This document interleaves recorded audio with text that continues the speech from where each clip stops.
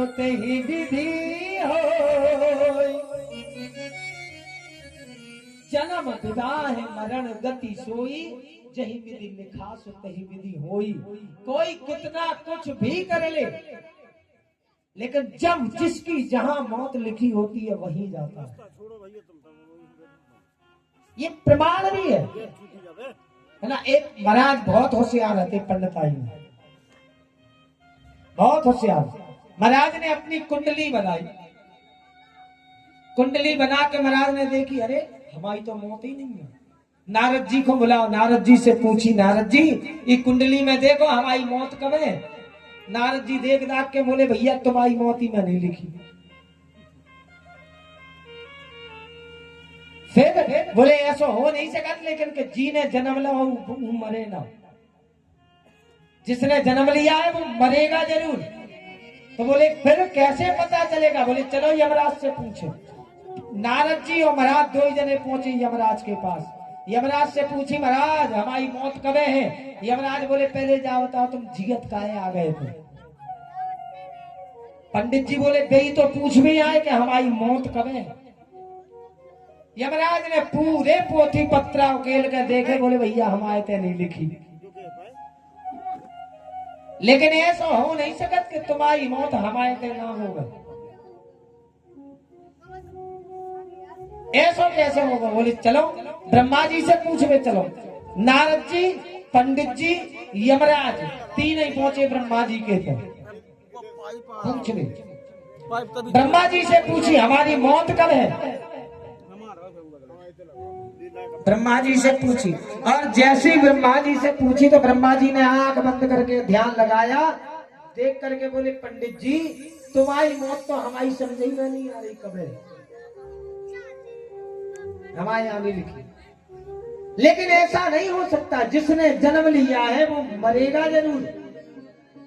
सब तारीफ करने लगे। पंडित जी और खुश हो गए, अब तो हम अमर हो गए, अब मरने नहीं जाऊंगे। क्यों नहीं मरना। बोले जब नारद जी को, यमराज को, ब्रह्मा जी को हमारी मौत को पता नहीं है तो फिर कौन खा हुई है। ब्रह्मा जी बोले भगवान नारायण के पास चलो। बोले हाँ चलो। यमराज बोले हम लौट जाए। पंडित जी बोले हाँ तुम नहीं लौटो, तुम समझे चलो। नारद जी बोले हम। बोले तुम भी समझे चलो।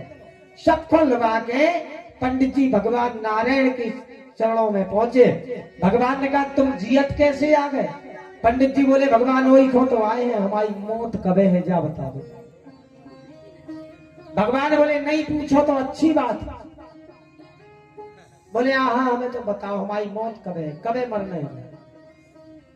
भगवान ने नेत्र बंद किए। नेत्र बंद करके बोले पंडित जी सब गड़बड़ हो गया। पंडित जी बोले क्या गड़बड़ होगा। बोले तुम्हारी मौत है कि जब तुम यमराज को, नारद जी को, ब्रह्मा जी को लगा के हमारे ते आओ और टाइम पे सीधा मर जाओ। आप पंडित जी घबरा के बोले भगवान ऐसा नहीं करो, मोड़ी मोड़न को देखे हम तो। भगवान बोले अब नहीं जा सका। मरे आके तो मौका लगो कि तुम चार इंजन को लगा के इकट्ठे आए। एक ही जनो अगर कम होते तो तुम बच जाते। अब भाग्य की बात संजोग ऐसा चढ़ो कि तुम चार इंजन को लगा के आए, उतने ही महाराज गिरे और सीताराम हो गई। तो कहने का मतलब यही है, जब जिसकी जहां मृत्यु लिखी होती है वही होती है। अब लोग बहाना कुछ भी कर दें, तुमने ऐसा किया, अगर वो वहां नहीं जाता तो नहीं मरता। साहब ऐसा कैसे। जन्म विवाह मरण गति सोई, जही विधि लिखा सो तही विधि होई।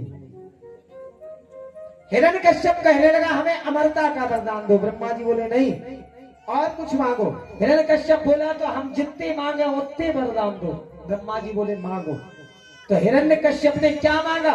बोले ना दिन में मरे, ना रात में मरे, ना भीतर मरे, ना बाहर मरे, ना ऊपर मरे, ना नीचे मरे, ना मनुष्य से मरे, ना पशु से मरे, ना अस्त्र से मरे, ना शस्त्र से मरे।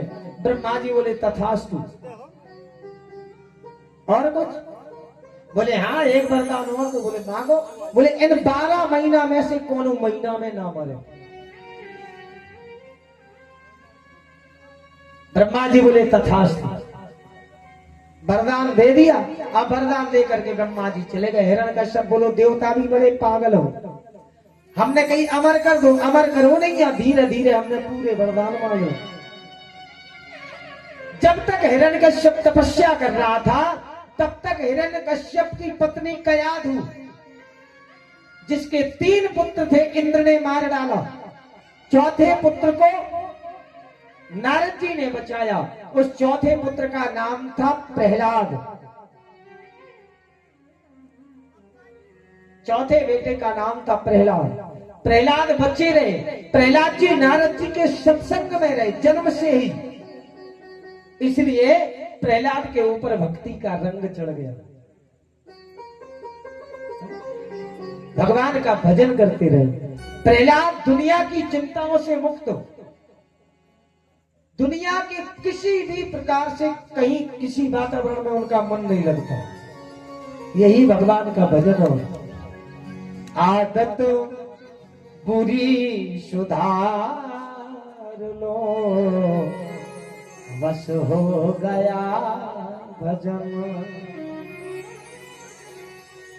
मन की तरह मार लो, बस हो गया भजन। मन की तरह मार लो,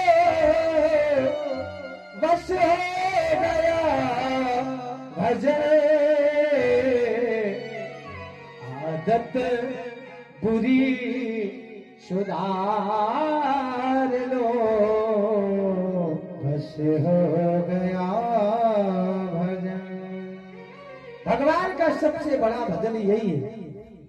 प्रहलाद जी रात दिन भगवान का कीर्तन करते रहे, भजन करते रहे। हिरण्यकश्यप आया, प्रहलाद को पढ़ने के लिए भेजा। कहा उज्जैन संदीपनी हिरण्यकश्यप दानव विश्वविद्यालय में। प्रहलाद पढ़ते थे। प्रहलाद को क्या पढ़ाते थे? शुक्राचार्य जी के पुत्र संदामर्क जी क्या पढ़ाते थे? दैत्य नीति, राक्षसों की नीति, राक्षसों को क्या करना चाहिए, ये पढ़ाते थे। लेकिन प्रहलाद के ऊपर तो भक्ति का रंग चढ़ा था। प्रहलाद जाते पेड़ के नीचे बैठ करके भगवान का भजन करते। 1 दिन हुआ, 2 दिन हुआ, 5 दिन, 10 दिन, महीना, 2 महीने हो गए। एक दिन की बात, शुक्राचार्य जी जो दैत्यों के राक्षसों के गुरु थे, पढ़ा रहे थे सब बच्चों को, राक्षसों को। जैसे ही पढ़ाने लगे, प्रहलाद एकाएक बीच कक्षा में से उठे, उठ करके पहुंचे कहां? एक पेड़ के नीचे। पेड़ के नीचे बैठ करके भगवान का कीर्तन गाने लगे।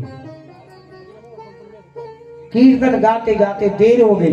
गुरुजी ने 2-3 बच्चों को भेजा, है प्रहलाद को बुला के लाओ। 2-3 बच्चे गए प्रहलाद को बुलाने।